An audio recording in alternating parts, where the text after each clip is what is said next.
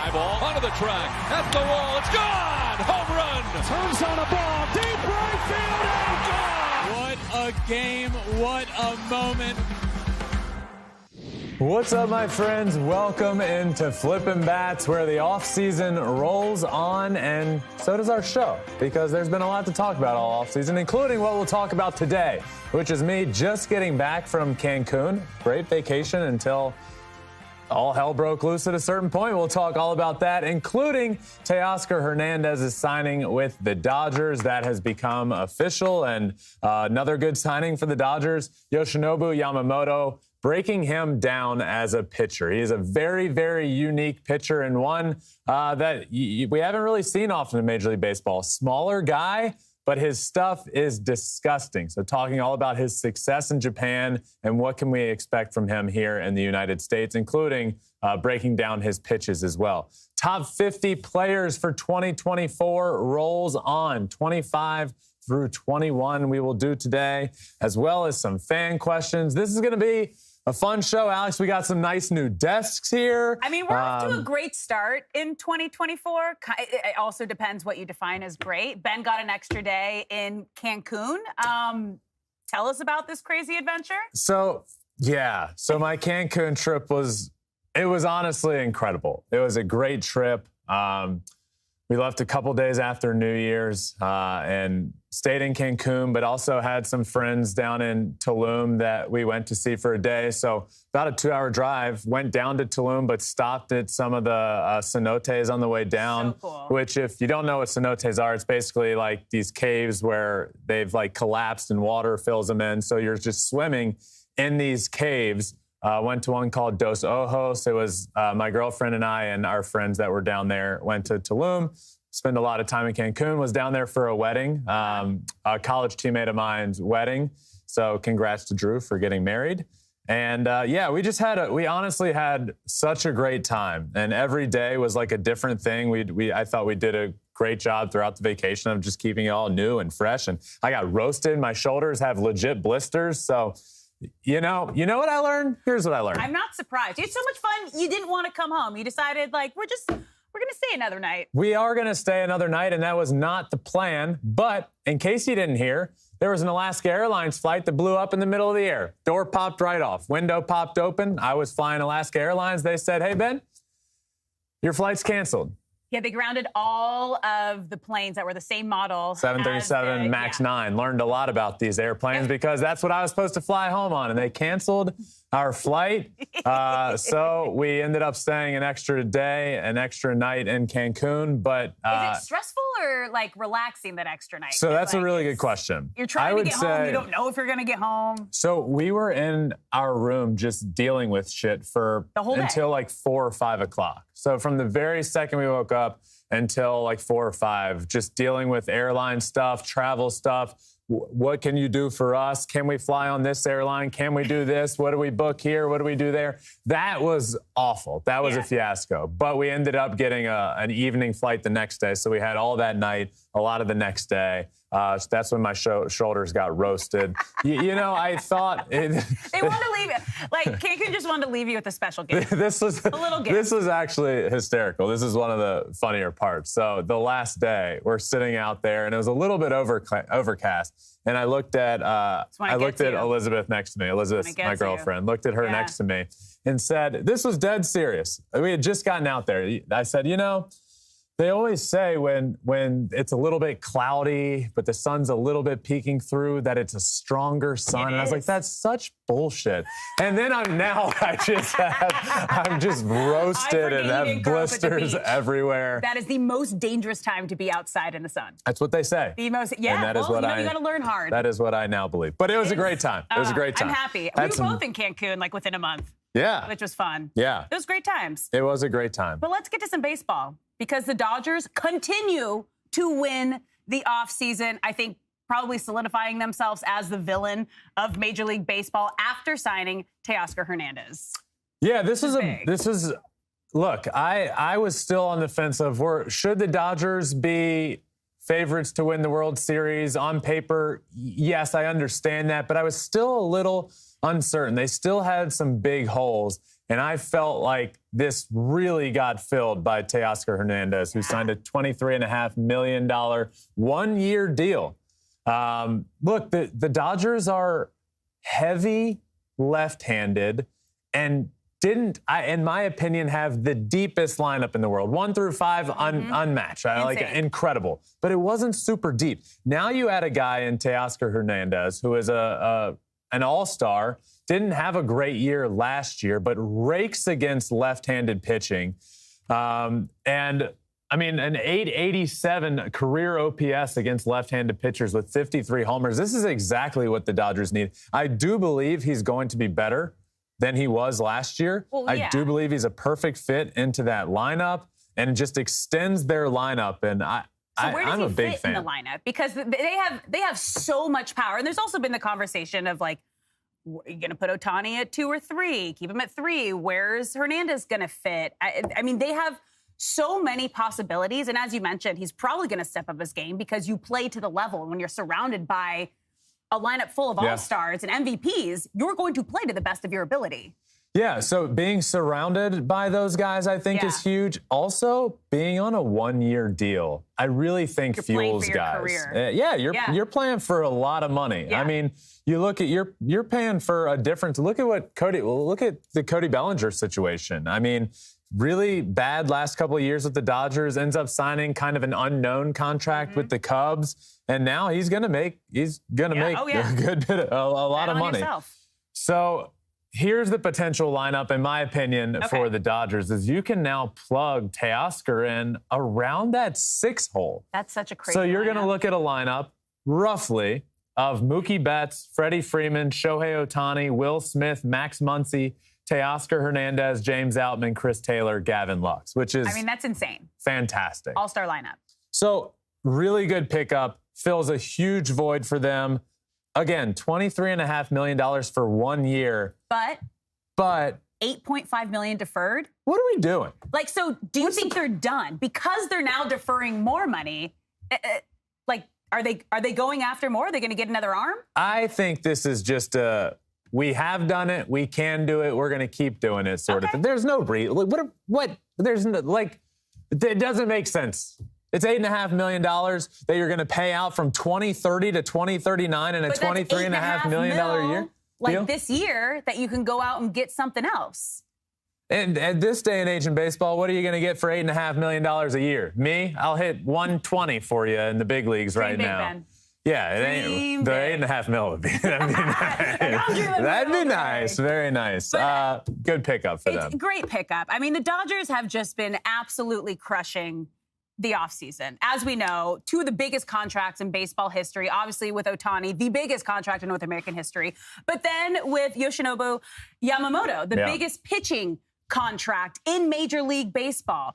So let's really break down Yamamoto. What can Dodger fans and Major League Baseball fans expect to see his first year here in the U.S.? Biggest in contract and financial numbers, not biggest in size and stature. That is what we can expect from Yamamoto. All right. He is about 5'9", 176 pounds. Here's a photo of him next to Yu Darvish and Shohei Ohtani.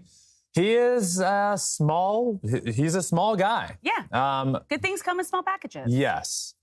However, he does not pitch like a small individual. Think Pedro Martinez when we're talking Yamamoto. Small guy, but he's going to throw fuego. He's going to be mid to upper 90s. And in NPB, these numbers are tough to match. 70 and 29, a 1.82 ERA, and 922 strikeouts. Those are his career numbers in Japan pitching. That's crazy. This guy won 3 straight pitching triple crowns.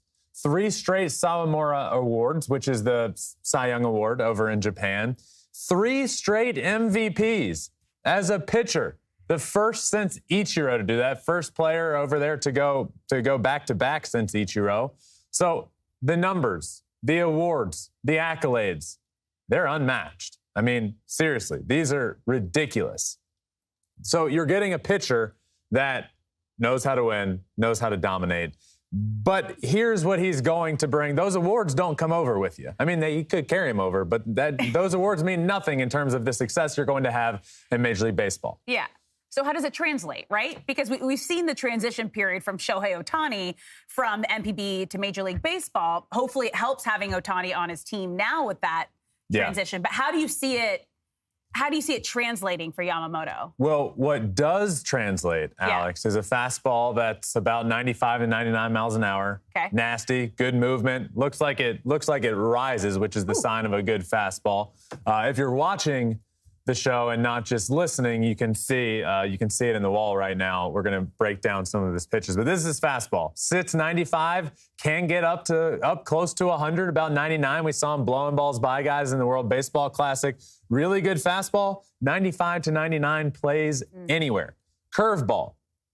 His curveball is unbelievable. When you think Yoshinobu Yamamoto's curveball, think a right-handed Clayton Kershaw curveball. That's what it is. It is one of the prettiest curveballs there is, and we saw it a lot in the World Baseball Classic. He throws it all the time. But seriously, that's the comparison for this curveball. Clayton Kershaw, left-handed, known for his beautiful curveball. Yamamoto, right-handed, very, very similar pitch, in my opinion, to Clayton Kershaw. And then there's his splitter. When it comes to his splitter, which again, if you're just watching, you can see all of this in the wall right now. Splitter, think Shohei Ohtani, Kodai Senga, Hideo Nomo. I feel like a lot of pitchers that come over from NPB come over with a nasty splitter. That's almost a staple pitch for dominant Japanese pitchers, is a dominant splitter. And you'd be hard-pressed to find one better than Yamamoto's. That's how good it is. So those are his three main pitches. Fastball, curveball, splitter. He does have others. He has a slider. He has a cutter, but he throws those about less than 8% of the time there. So that's what we can expect. A lot of awards, a lot of accolades coming over from Japan, but his stuff will play here, Alex. I promise you it will play. So obviously everything we just went through, he dominated. Yamamoto dominated the MPB at under a 2 ERA the last 3 seasons. So this is the big question, because the Dodgers paid him the biggest contract, the biggest pitching contract in Major League history. Is he going to be their ace on opening day, or do you move him to that number 2 spot until he kind of adjusts and gets settled? How do you see this playing out? So this becomes an interesting question, I think, because if all were normal and everybody was coming in healthy, I would say that Walker Buehler has shown that he deserves to be the ace of the staff. But he's coming off of a big injury. There's a lot of unknown there. He wasn't a part of the team last year. So I do feel like with that unknown from Walker Buehler, obviously he's going to be a big part of that rotation, and spring training will show us a lot. But if I'm the Dodgers, opening day, I throw out our new prized possession. 12 years, $325 million. I don't hesitate to throw Yamamoto out there on opening day. I really don't. I mean, can you imagine, like, the marketing of having Yamamoto and Ohtani opening day, Dodgers, both on the, like, lineup card? Like, it would be insane. But you got to remember, it took Shohei Ohtani the entire spring training to get the feel for his pitches, get comfortable with the mound and the ball. So it's... Well, that's one thing I want to talk about. I do want to talk about that, Alex, because I don't think enough people think about the transition from NPB to Major League Baseball for pitchers. There's a lot that goes into it. The mound is different. The baseball itself is different. So it is a big talking point, and I really wanted to look into some numbers and dive into comparisons of some other pitchers that have come over from Japan to the U.S. and how they did in their first year here, because I'm interested. How does it translate, and do you have success in that very first year here? So we put about 3 pitchers together, first up being Hideo Nomo. And again, this is last year in NPB compared to their first year in Major League Baseball. The ones that jump out to me for Hideo Nomo, his last year in Japan, a 3.63 ERA. Came over his first year in Major League Baseball, a 2.54 ERA. in about 80 more innings, and he struck out 236 guys in his first year in Major League Baseball. So Hideo Nomo came over and actually had a far better year in his first year in Major League Baseball than he did in his last year in Japan. Next up, we'll talk Masahiro Tanaka. Now, this one is tough to match her last year in Japan. He went a whopping 24-0, my friends, in his last year in MPB. 24-0 with a 1.27 ERA and 212 innings. Now, compare that to his first year in Major League Baseball with the New York Yankees. He went 13-5 with a 2.77 ERA. Alex, you will take that any day of the week.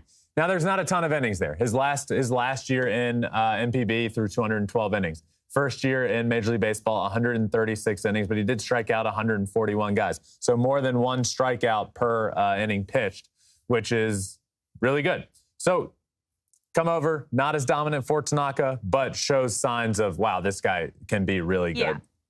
Next up, we'll talk Kodai Senga, the recent one, the one we just saw. And this is a big one for me. And this is actually a big reason why I think Yamamoto was given $325 million.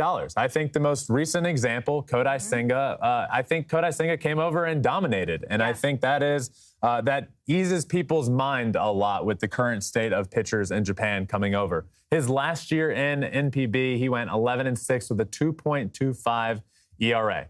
Struck out 159 guys in 148 innings. First year in Major League Baseball with the New York Mets, 12-7, a 2.98 ERA, so under a 3 ERA. And in 166 and a third innings, he struck out 202 guys. Was up there in the Rookie of the Year voting, got some Cy Young votes. Kodai Senga dominated. So I think that translation or transition period for Japanese pitchers coming over is narrowing. I do. I really do think it's narrowing, and I think a lot of pitchers are proving, look, we have the stuff to do it, and that stuff translates. And 95-99 with a Clayton Kershaw right-handed curveball and a nasty splitter, that plays anywhere. And to everyone saying, why would the Dodgers give $325 million to a guy that has never thrown a single pitch in Major League Baseball? It's because those MVP awards, those Sawamura awards, those Triple Crown awards, they don't translate. But that fastball, that curveball, and that splitter does. And we know over 100-plus years of Major League Baseball what gets hitters out, and it's those pitches. He's going to dominate. Calling it. Opening day, he's the ace. I think he starts opening day. I think Yamamoto. The more you're talking me through it and the comparisons and just, again, like how big that moment would be, I'm with you. I think I'm with you. Yeah, I think they go that direction. I really do. I think that would be awesome to see. I think it'd be a lot of fun. So I think the Dodgers actually open up in overseas. They're in Korea. I forgot about that. Yeah. Oh, so then that might change it, like everything. That could, who knows change everything. But I think it'd be really cool. So that's going to be great. See. Fun. Yeah. Fun when it's your team. Fun when it's your team that's doing great. Okay. You want to move on to the top 50 players? Let's move on. Okay. We are officially in the top 25. Yes, we are. So let's get started with number 25, a 2023 strikeout record setter, breaking his own record, fastest 200 strikeouts in a season, Spencer Strider. I am really excited for Spencer Strider's 2024. I think he's going to have a huge year. He's already setting unprecedented strikeout numbers from the second he came into Major League Baseball through last year, his first full season. He struck out 281 guys. And I think if Spencer Strider stays healthy in 2024 and gets the majority of his starts in, I think he can strike out 300 guys next year. Wow. He went 20-5 with a 3.86 ERA and 281 strikeouts. I think we see better numbers from Strider. Now, the 20-5 number, wins and losses is what it is, right? Like, that's largely dependent on how good the Atlanta Braves were and are going to be in 2024. But that 3.86 number, I think he goes under that, and I think he goes over the 281 strikeouts numbers. That's why I have him as one of just a one of just a couple pitchers in the top 25. Okay. I'm excited to see this. Let's move on to number 24, Boston Red Sox superstar Rafael Devers. Yes, Devers, I think, is in for a huge year. You look at the Red Sox last year, disappointing year. You look at Devers' numbers last year, and you think, pretty disappointing year in terms of what you expect from him. But he still hit 33 homers. He still drove in 100 runs. He still had 34 doubles. He did hit 271. I think that number gets higher. I am very high on Rafael Devers. The guy now with a lot of money to his name, I think is going to have a big year for the Red Sox. So I have him at 24. Okay, moving on to number 23. The team had a disappointing season, but Bo Bichette continues to be an all-star. Disappointing season for them and sort of a disappointing offseason, I would say, so far for them. But they do still have Bo Bichette on their team, despite there being all those trade talks, trade rumors for Bo Bichette. Remember when Bo Bichette was like, is he going to go to the Cubs? Are the Cubs going to get Bo Bichette and Shohei Ohtani? Well, no. Yeah. Seems like neither is happening. But Bo Bichette is, as of now, and seemingly going to be a Blue Jay. 306 last year, had 30 doubles, 20 homers, 73 RBIs. He rakes. He is the best hitter on that Blue Jays team. I know him and Vladdy came up around the same time, and that conversation was, who's the better hitter? Who would you rather have on your team? Look, Vladdy will be the bigger power threat, but after that 2021 season where he was a Triple Crown candidate, Bo Bichette has just continued to be the staple of consistency for the Toronto Blue Jays. He is exactly what that lineup needs. He will probably again hit over 300, and I think we'll have another big 2024 season. All right, moving on to number 22, another shortstop, Mr. Smile, Francisco Lindor. I don't think Francisco Lindor is getting the love anymore that he deserves. And you look at his numbers over the last couple of seasons. I know his first season with the Mets was not good. He was the best shortstop in baseball for the Guardians at the time, the Cleveland Indians. He did not play for the team under the Guardians name, but at the time, the best shortstop in baseball. And moved to the Mets, signed that massive deal, and had a bad first year. But I think since then, I think it's because it's the Mets, because there's underperformance, because they expect so much and they let them down. I think they look at Lindor when the guy's not hitting 320 with 30 homers as a disappointment. But he's a guy that's going to play you a fantastic defense. He had 254 last year with 31 homers, drove in 98 runs, stole 31 bags. What do you want out of your shortstop? That's incredible. He had a 30-30 season as a Gold Glove caliber shortstop. Those are good numbers. It's just tough when your team is the biggest disappointment in baseball. Agree. That's kind of the cloud hanging over Lindor. I agree, which is why I think his last couple of seasons with the Mets have been underrated. Was it the numbers that he was putting up with Cleveland? No. But you got a shortstop putting up 30-30 numbers and playing great defense, and the power's there, and the driving runs in is there, and the doubles are there. Francisco Lindor's a stud. Yeah. And, he's absolutely in my top 25. All right, let's wrap things up with number 21, the man who stole the postseason, helping the Rangers win their first World Series in franchise history, Adolis Garcia. It almost felt like Adolis Garcia figured something out in the postseason. Yes, it almost felt like the Astros awoke the player within Adolis Garcia that was always there. Yeah. The talent has always been there. The power. He's a rare combination of speed, power, rocket for an arm, and it almost just felt like Adolis Garcia, don't get me wrong, has been an all-star, really good baseball player, and was a big central piece in that lineup all year long for the Rangers. But it felt like the second he got into that altercation with the Astros, and then the series shifted to Houston, and he got booed out of the building as every at-bat and was 0 for 4 with 4 strikeouts, and then hit that homer, that it just seemed like something clicked. He came alive. Because from that moment through standing on the stage raising the World Series trophy, he was the best hitter on the planet. Yeah. And he ended up he had 245 last year with 39 homers.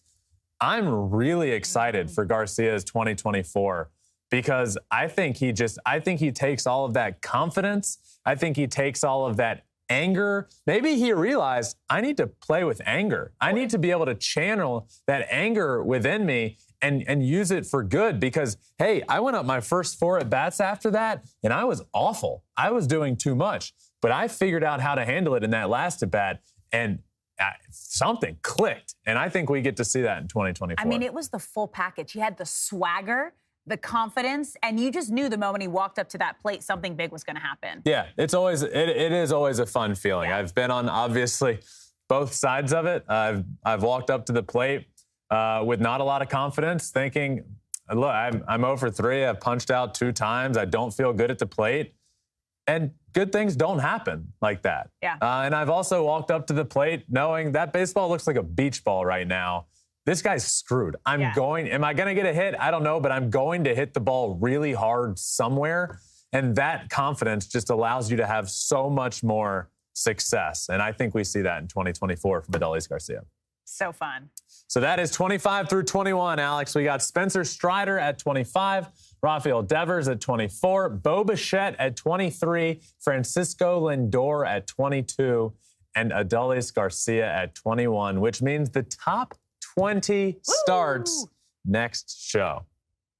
Pretty cool. I'm excited. We're already at we're getting close. It's almost mid-January. We're like a month from spring training. We are getting close. Crazy. So let's wrap things up with a couple fan questions that we have here. Okay. Ready for the first one? Oh, yeah. Is there anyone out there you'd love to see the Astros acquire, or do you think they're already set to be World Series contenders again? Oh, okay.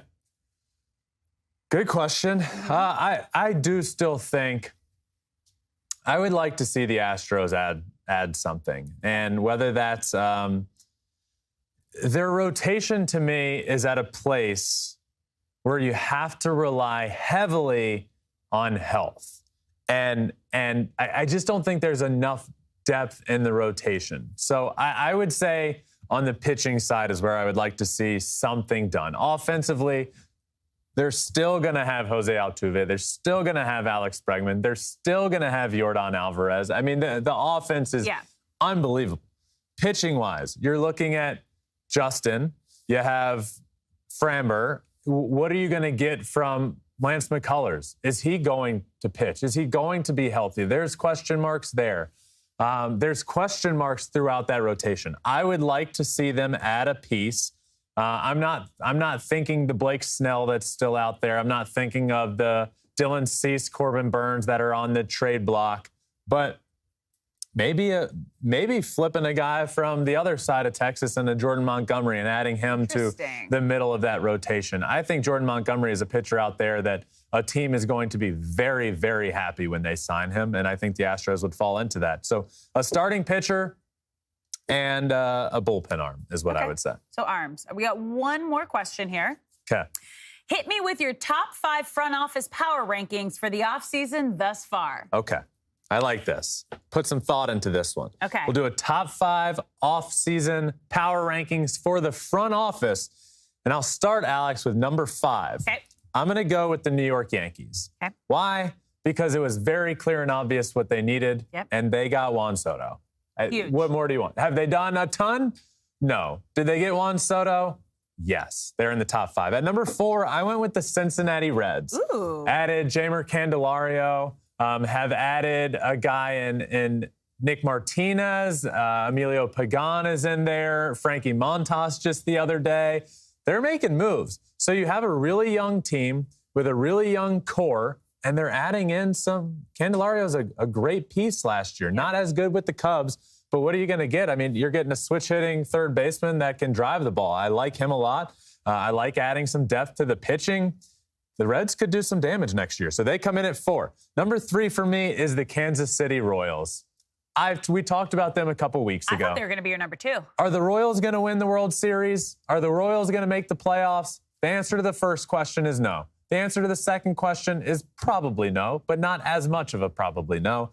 But I am very I'm very happy with what they have done. This team lost over 100 games last year, and they have gone out and made a bunch of moves to make the team better. Offensively, pitching-wise, they just have gotten better. Hunter Renfroe, adding him into the outfield, adding these pieces here and there. They're just doing something. Yeah. As a team that lost over 100 games, they're putting out a product that will be far more competitive in a division that is not competitive and will give themselves a chance to be in the running until the end of the year, perhaps. I know the Twins are going to be good. I know there are teams that will be good in the division, but the Royals have put themselves in a better place for sure. Okay, Number two, not the Royals, the D-backs. Now, this is because the D-backs coming out of the World Series are in a position to build on that with a really young core, and they have. Adding Eduardo Rodriguez for me was huge. Bringing back Gurriel, bringing in Eugenio Suarez. So you get Suarez at third base. You get Eduardo Rodriguez on the mound. Look, now you have perhaps, well, I would have a couple weeks ago or a month or so ago said you have the best rotation in the NL West. That's no longer true because since then the Dodgers have added Yamamoto and Glasnow. And look, yes. But one of the best rotations, I do think, in the National League is now the Arizona Diamondbacks. With Zach Gallen, Eduardo Rodriguez, Merrill Kelly, if Brandon Pfaadt's doing what he was doing in the playoffs. True. I really like what the D-backs front office has done. They took a year where they might have overperformed a bit, but showed the world that they are a really good team with a really good core, and you better watch out for them because these new rules allow them to be successful, and they went and built on that. And for that, I have them in the top 5. They did what you wanted Baltimore to do. Yes. Yeah. They did exactly what you wanted Baltimore to do. Yes, 100%. Baltimore would be in my bottom 5, but that was not the question. And that's disappointing to say because they're their number 1 seed, and I would love to have them add a pitcher or 2 or 3. Number 1, this comes as no surprise to anybody, the Los Angeles Dodgers. You add Shohei Ohtani, you add Yoshinobu Yamamoto. Already you're talking over $1 billion between those two. You trade for Tyler Glasnow. You go get Teoscar Hernandez. This is no question. The Los Angeles Dodgers front office deserves to be the number 1 in the power rankings. Yankees, Reds, Royals, D-backs, Dodgers are my top 5 front office power rankings. That was a good question. Fun question. That was a good question. That was well thought out. Yes. Well thought out. Alex, good first show back from Cancun. Yeah. I feel good besides my shoulders. I can't wait. I legit have blisters. This. It is not good. Let's just, let's keep that. It's a mess. I applied sunscreen properly, I swear. You have to reapply. We got these new desks now, Alex. Nothing like a good old pole between your legs, huh? We have a pole under the desk. All right, that does it. I'll take video. Adam Jones is joining Flippin Bats in a couple days on Thursday. He will be the guest, so make sure you look out for that. We're going to talk Yamamoto. He was teammates with Yoshinobu Yamamoto in Japan. Alex is still losing it over there. We're going to talk the Shohei Ohtani contract. We're going to talk the D-backs, the Padres, the Orioles. Check out Adam Jones later in the week. But thank you all for listening to this one. This one was a lot of fun. Make sure you subscribe wherever you listen to your podcasts, whether Apple, Spotify, wherever. You can also watch on Spotify as well. You can also watch on YouTube at Flippin Bats Pod. There, we're on all social media. Wherever you want to find us, you can. But for this episode, that does it. Until next time, my friends, peace. Good work.